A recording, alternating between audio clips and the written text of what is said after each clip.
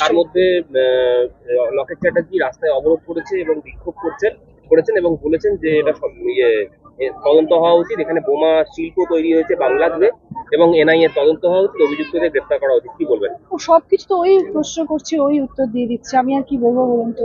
ওরই প্রশ্ন ওই আবার উত্তরে দিয়ে দিচ্ছে, সেটা ঠিক কথা না। কিন্তু যার বাড়িতে এই ঘটনা ঘটেছে তাদের জন্য তো আমি নিশ্চয়ই সমবেদনা জানাচ্ছি। ভীষণ দুঃখজনক একটি ঘটনা, এবং যার হয় সেই বোঝে। যার বাড়িতে ঘটেছে এই ধরনের ঘটনা সেই বুঝতে পারছে তার কত বড় একটা ক্ষতি হয়ে গেছে।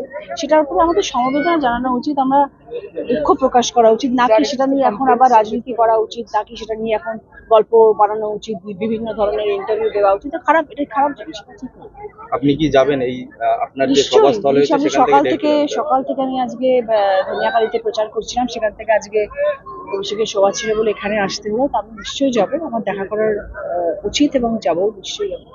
কিন্তু সেটা নিয়ে আমি কিন্তু সেই রাজনীতি বিশ্বাস করি না যে একটা বাড়িতে অঘটন ঘটেছে, সেখানে তার কি কারণে ঘটলো, তার বোমা কোত্থেকে তৈরি হলো, সেই বোমার পেছনে কারা জড়িত রয়েছে, এত সময় আমার নেই, আর ও প্রচুর সময়ও করতে পারে, আমি পারবো না। আর আমার সব থেকে যেটি খারাপ লাগে হচ্ছে যে মানুষটি চলে গেল, তার বাড়ির কত কষ্ট, তার বাড়ির কত রকম, তারা চোখের জল ফেলছে, সেইটা না দেখে আমি এখন কে বোমা তৈরি করেছিল এখন আমি রিসার্চ করবো, আর সেটা নিয়ে আমি পোস্টমর্টম করবো। এই যে বোমা, এটাও তো বিভিন্ন জায়গা থেকে রকেট চ্যাটার্জি অভিযোগ করছে পুলিশ ব্যবস্থা নিচ্ছে না, পুলিশের কোনো পুলিশ নিশ্চয়ই ব্যবস্থা নেবে, পুলিশ নিশ্চয়ই ব্যবস্থা নেবে, প্রশাসন নিশ্চয়ই ব্যবস্থা নেবে। পুলিশ ব্যবস্থা নিচ্ছে না এই কথাটা, মিথ্যা কথাগুলো বলতে বারণ করো, এবং প্রশাসন ব্যবস্থা নেবে। এবং যতদূর আমার কানে অব্দি একটু আগে খবর এসেছে, সেটাতে অ্যারেস্টও হয়েছে, এবং এরপরে নিশ্চয়ই সেটা নিয়ে স্ক্রুটিনিও হবে যে কি কারণে হয়েছে, কি তার পেছনে কি ঘটনা রয়েছে, পারিবারিক ঘটনা, কি ঘটনা, সেটাও নিশ্চয়ই পুলিশ বার করে, পুলিশ চাইলে সবকিছু বার করতে পারে, এবং পুলিশ আছে, পুলিশের কাজ করবে, এবং নিশ্চয়ই তার ঘটনার সম্মুখীন হবে সবাই যে কি কারণে এই ঘটনা ঘটেছে। সবকিছু সময় দিতে হবে তো বার করার জন্য যে কি ঘটনা, কি কিসের পরিপ্রেক্ষিতে কি ঘটনা ঘটেছে। আগে থেকেই প্রশ্ন, আগে থেকেই উত্তর, এগুলো ভীষণ পুরোনো ট্যাকটিক্স হয়ে গেছে প্রচার পাওয়ার জন্য। একটু বারণ করুন এবার বলতে। উনি কি ইচ্ছা করে করছেন? উনি কি কারণে করছে সেটা নিয়ে সময় নষ্ট করার আমার টাইম নেই। আমাকে বলুন না অভিষেকের প্রচারটা কিরকম হলো, মমতা বন্দ্যোপাধ্যায় কি করছে সেটা নিয়ে বলুন না। আগামী দিন অমৃতন্দ্র কবে আসছে আমাদের হুগলি জেলা নিয়ে সেটা কথা বলুন না। রচনা ব্যানার্জি কি করতে চলেছে সেটা নিয়ে কথা বলুন। ব্লকের কি করতে চলেছে আমার দেখে লাভ আছে কেন?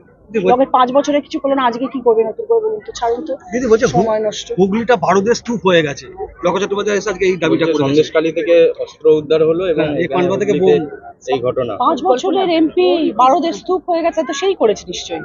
সেই যখন এই মন্তব্য করছে যে বারোদের স্তূপ হয়ে গেছে, 5 বছর ধরে এমপি রচনা ব্যানার্জি ছিল না, লকেট চ্যাটার্জি ছিল, কেন বারোদের স্তূপ হলো? সেই করলো, তার মানে বারোদের স্তূপ গুলো কার কথায় করলো জিজ্ঞেস করুন নাকি একটুখানি।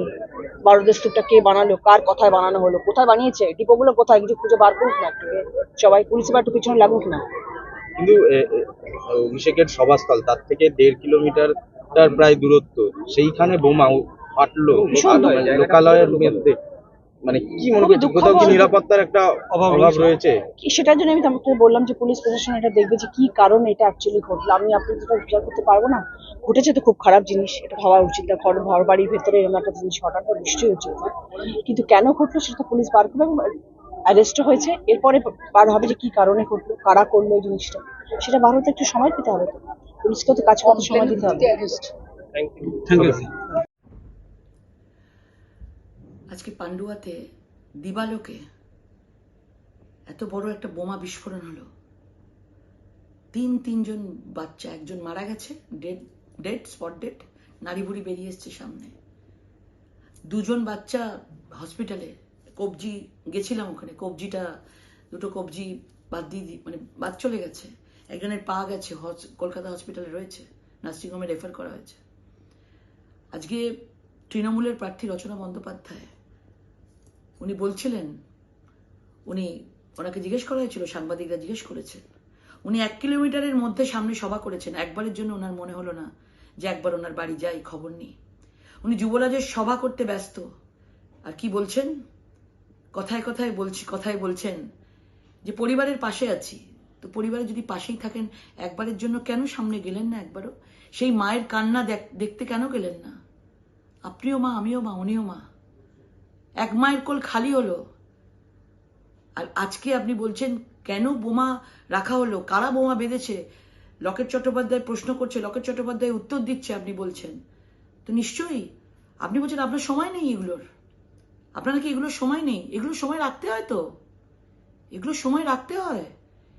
সবসময় আমরা শুটিং করব, সবকিছু করবো, এগুলোর সময় রাখতে হয়। বোমা কেন বাঁধা হয়েছিল সময় রাখতে হবে না? সন্দেশখালীতে অস্ত্রভান্ডার কেন কেন পাওয়া গেল, কোত্থেকে এলো, রাখতে হবে না? পরিবারের পাশে তো দাঁড়ানো নি, আবার রাখার আপনার সময় নেই বলছেন। এখনই যদি আপনার সময় না থাকে তাহলে আপনি ভাবুন, তাহলে 5 বছরে আপনি সময় দেবেন কি করে? আপনি বলছেন 5 বছরে সাংসদ কি করেছে, বারুদের স্তূপ কেন হলো? আপনার মনে রাখা উচিত এটা তৃণমূলের গভর্নমেন্ট রয়েছে, আপনি যে দলের প্রার্থী হয়েছেন। আজকে 12 বছর ধরে বারুদের স্তূপে বাংলা, সন্দেশকারীটা কিন্তু বাংলার মধ্যেই পড়ে, মুর্শিদাবাদে বোমাবাজিটা বাংলার মধ্যেই পড়ে, হুগলিটা বাংলার মধ্যেই পড়ে। সেটা সামলাচ্ছেন কে? মুখ্যমন্ত্রী, আপনাদেরই মুখ্যমন্ত্রী সামলাচ্ছেন। তা আপনি জিজ্ঞেস করুন আগে নিজেদের মুখ্যমন্ত্রীকে, 12 বছর ধরে কেন এখনো বারুদের স্তূপ রইল?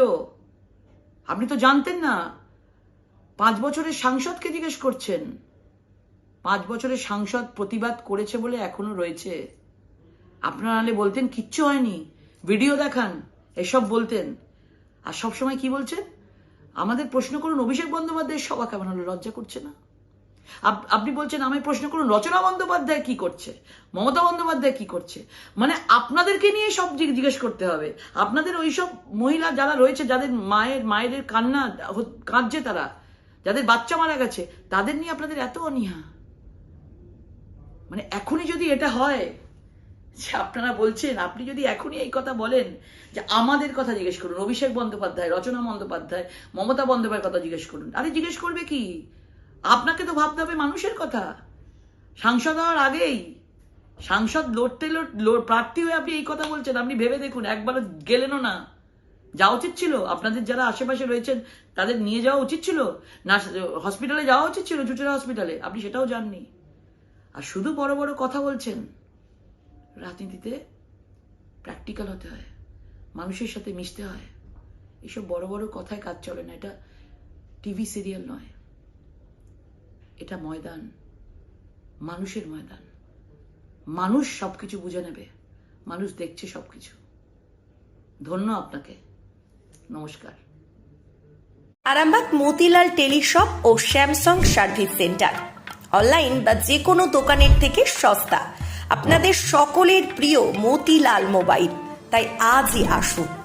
পুরানো মোবাইল সারানোর চেয়ে বেশি দামে এক্সচেঞ্জ, 0% ইন্টারেস্টে, 0 ডাউন পেমেন্ট, 0 কস্টে মোবাইল ফাইন্যান্সের সুবিধা। আমাদের ঠিকানা পুরাতন বাজার, আরামবাগ হেডপোস্ট অফিসের বিপরীতে, আরামবাগ, হুগলি। আমাদের যোগাযোগ নাম্বার 7001304430।